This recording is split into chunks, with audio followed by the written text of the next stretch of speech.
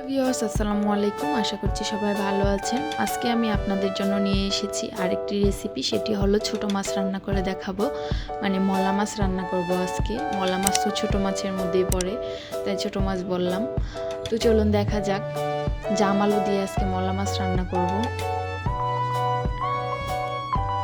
আলু দিয়ে ছোট মাছ খেতে খুব ভালো লাগে। মলা মাছ তো অনেকেই একদম খালি রান্না করেন, ভুনা করেন, আলু দিয়ে রান্না করে দেখবেন অন্যরকম মজা লাগে খেতে। আমি এখানে আলুগুলো চিকন করে কেটে নিয়েছি মলা মাছ, নিয়েছি মরিচ গুঁড়ো, ধনে গুঁড়ো, হলুদ গুঁড়ো, জিরা গুঁড়ো আর পরিমাণ মতো লবণ, নিয়েছি কাঁচামরিচ ফালি, পেঁয়াজ কুচি আর নিয়েছি কয়েকটা সজনে ডাঁটা। আমি একটি কড়াই বসিয়ে দিয়েছি। কড়াইয়ে দিয়ে দিচ্ছি পরিমাণ মতো তেল।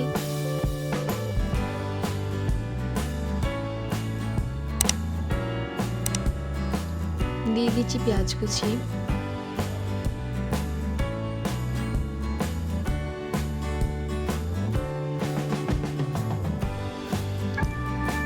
দিয়ে একটু ভালো করে নেড়ে চেড়ে নিব।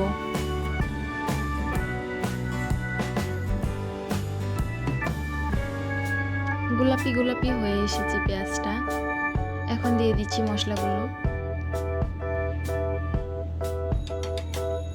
দিয়ে ভালো করে মিশিয়ে নিব।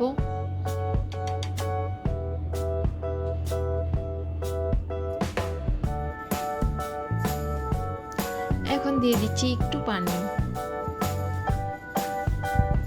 দিয়ে মশলাটা ভালো করে কষিয়ে নিব। যেহেতু ছোট মাছ, তাই আমি মশলাটা একটু ভালো করে কষিয়ে নিব,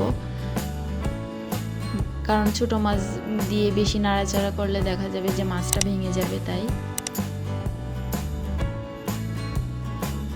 মলা মাছ ছোট বাচ্চাদের জন্য খুব ভালো, মলা মাছ খেতে খুব ভালো লাগে। দিয়ে দিলাম মলা মাছগুলো।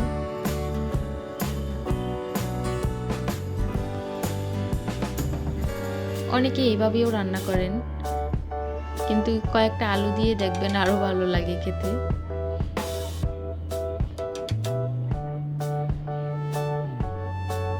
আমি বেশি নাড়াচাড়া করব না, বেশি নাড়াচাড়া করলে মাছগুলো ভেঙে যাবে, ছোট মাছ যেহেতু।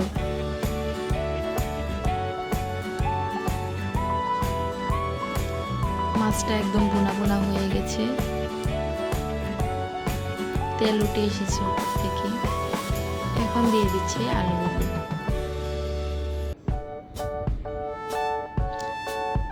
জাম আলুর তরকারি আসলে মজাই লাগে অন্যরকম। জাম আলুর তরকারিটা আপনারা মলা মাছ বা ছোট অন্য কোনো মাছ দিয়েও রান্না করে দেখতে পারেন। আমি যেভাবে রান্না করলাম খুব ভালো লাগে।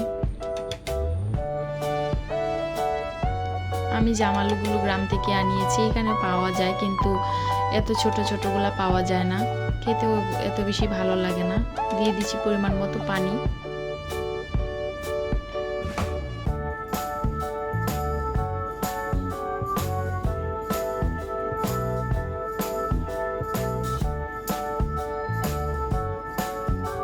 আমি বেশি পানি দেইনি, যেহেতু এটা শুকনো শুকনো রাখবো। এখন দিয়ে দিচ্ছি সজনে ডাঁটাগুলো উপরে।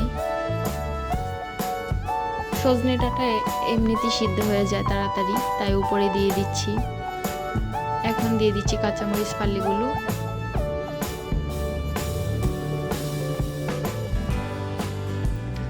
এখন ঢেকে দিচ্ছি, ফিরে আসছি কিছুক্ষণ পর। দেখতেই পাচ্ছেন একদম মশলাটা উপরে চলে এসেছে, সবগুলোর গায়ে কিভাবে লেগে গেছে। এখন তাও একটু আমি নাড়াচাড়া করে দিচ্ছি, বেশি নাড়াচাড়া করব না, একবারই নেড়ে দিব ভালোভাবে।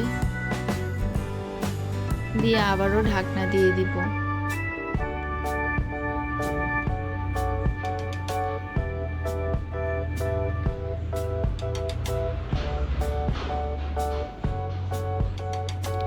খুব ভালোভাবে মিশিয়ে দিলাম। যেহেতু আমি আর নাড়াচাড়া করব না, তাই একবারই ভালোভাবে মিশিয়ে দিলাম।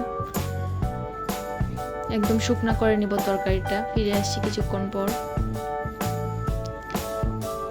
দেখতেই পাচ্ছেন আমার তরকারি ঝোলটা একদম অনেকটাই শুকিয়ে গেছে। যেহেতু আমি আলু দিয়েছি, তাই বেশি শুকনাও করিনি, একটু একটু ঝোল রেখেছি। এই যে দেখেন আমার তরকারিটা।